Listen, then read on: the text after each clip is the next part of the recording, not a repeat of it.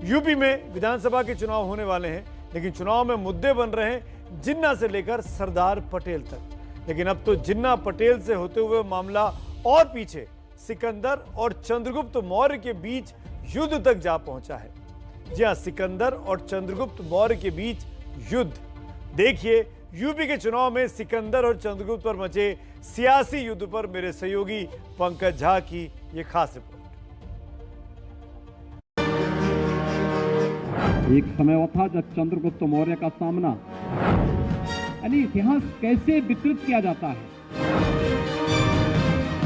इतिहास ने अशोक को या फिर चंद्रगुप्त मौर्य को महान नहीं बहुत बताया। चंद्रगुप्त मौर्य से जो हारा था वह सिकंदर को महान बता दिया।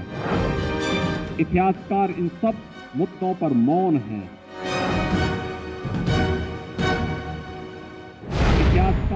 उत्तर प्रदेश के मुख्यमंत्री योगी आदित्यनाथ चंद्रगुप्त मौर्य के साथ सिकंदर की जिस लड़ाई का जिक्र कर रहे थे वो कभी हुई ही नहीं थी। चंद्रगुप्त मौर्य से सिकंदर के सेनापति सेल्यूकस की जंग हुई थी, जिसमें उसे हार का सामना करना पड़ा था।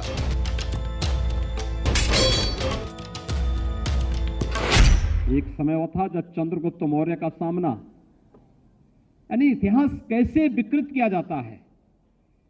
इतिहास ने अशोक को या फिर चंद्रगुप्त मौर्य को महान नहीं बहुत बताया। चंद्रगुप्त मौर्य से जो हारा था वह सिकंदर को महान बता दिया। इतिहासकार इन सब मुद्दों पर मौन है। यूपी का चुनाव 2022 में हो रहा है, लेकिन वोट के लिए जज्बातों की जड़ें इतिहास में इतनी गड़ी हैं कि 2300 साल पीछे तक चली गईं। रविवार को लखनऊ में मुख्यमंत्री योगी आदित्यनाथ मौर्य कुशवाहा सम्मेलन को संबोधित कर रहे थे और उनके एजेंडे में था पिछड़ों का मान सम्मान। वो सम्मान जो मुख्यमंत्री के मुताबिक हजारों सालों से उनसे छीना जा रहा है। बस यही बताने के लिए मुख्यमंत्री ने इतिहास के पन्ने पलट दिए, लेकिन विपक्ष ने मुख्यमंत्री के इतिहास बोध पर पलटवार कर दिया। इस पर ओवैसी ने ट्वीट किया कि हिंदुत्व गलत इतिहास की फैक्ट्री है। चंद्रगुप्त और सिकंदर की कभी जंग नहीं हुई। शिक्षा व्यवस्था में सुधार क्यों जरूरी है, ये इसका एक अच्छा उदाहरण है। अच्छे स्कूल न होने से बाबा लोग अपने फायदे के लिए तथ्यों से खिलवाड़ कर रहे हैं। बाबा को शिक्षा की कद्र नहीं है और ये दिख रहा है। यूपी चुनाव से पहले बीजेपी पिछड़ी जातियों के अलग अलग समुदायों के सम्मेलन कर रही है। 2017 के चुनाव में बीजेपी को पिछड़ों का जबरदस्त समर्थन मिला था। इस बार के चुनाव में समाजवादी पार्टी भी पिछड़ा वोटों में सत्ता की चाबी ढूंढ रही है। ऐसे में इन वोटों को जोड़ना बीजेपी के लिए बड़ा चैलेंज साबित हो रहा है। इसीलिए अतीत के जरिए योगी आदित्यनाथ सम्मान की बात भी कर रहे हैं और ध्रुवीकरण वाला दांव भी चल रहे हैं।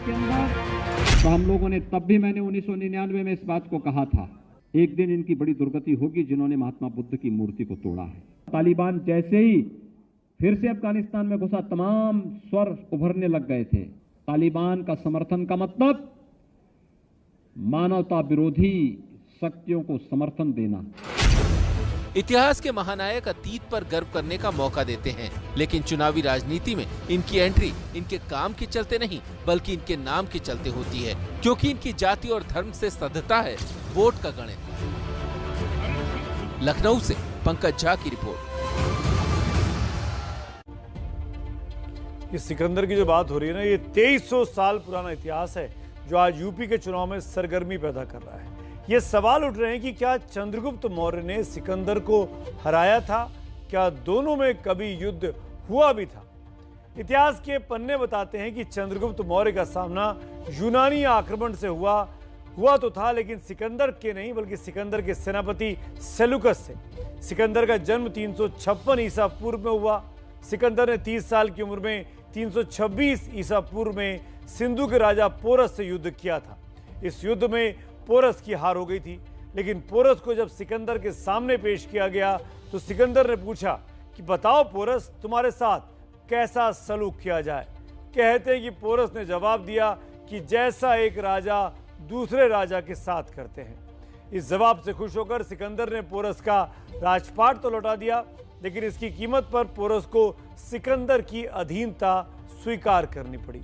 2 साल बाद 32 साल की उम्र में सिकंदर की मौत हो गई। सिकंदर सिंधु नदी को पार नहीं कर सका। बाद में उसके सेनापति सेल्यूकस ने जब दोबारा हमला किया तो उससे चंद्रगुप्त मौर्य का मुकाबला हुआ। इस युद्ध में सेल्यूकस की हार हुई थी। बाद में सेल्यूकस ने अपनी बेटी हेलेन की शादी चंद्रगुप्त मौर्य से करवाकर संधि कर ली थी। यूपी के मुख्यमंत्री योगी आदित्यनाथ का कहना है कि चंद्रगुप्त मौर्य ने सिकंदर को हराया था।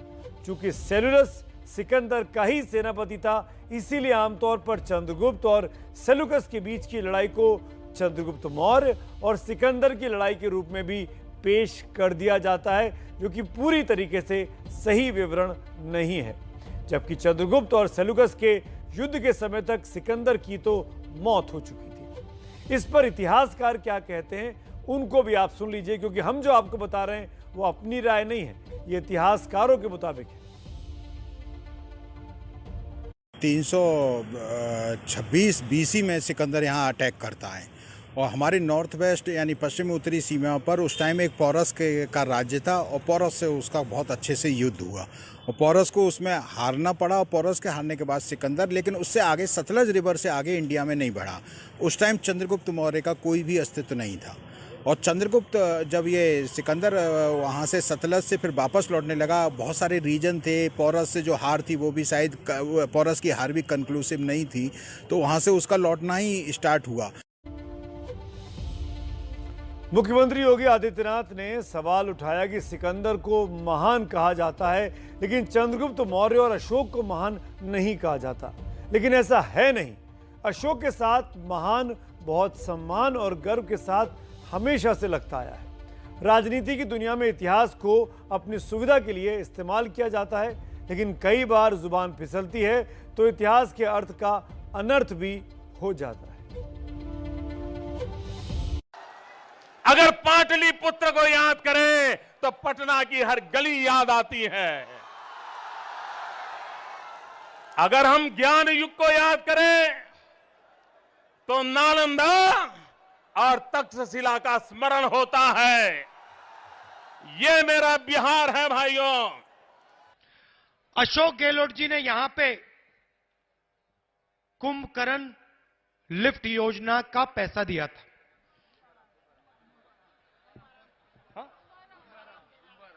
कुंभाराम लिफ्ट योजना का पैसा दिया था 955 करोड़ रुपए पहले फेज में। और आदर्श शत्रु कैसा होना चाहिए वो भी रावण के स्वरूप में हम रामायण में ही ढूंढ सकते हैं कि जो मरण सैया पर पड़ा है और प्रभु श्री राम भरत को भेजते हैं कि रावण विद्वत जन है, इसने सुशासन के बहुत सारे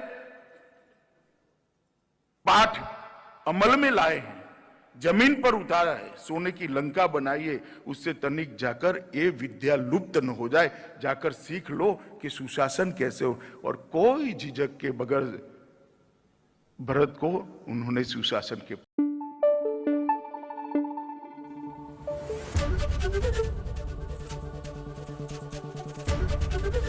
ABP न्यूज आपको रखे आगे।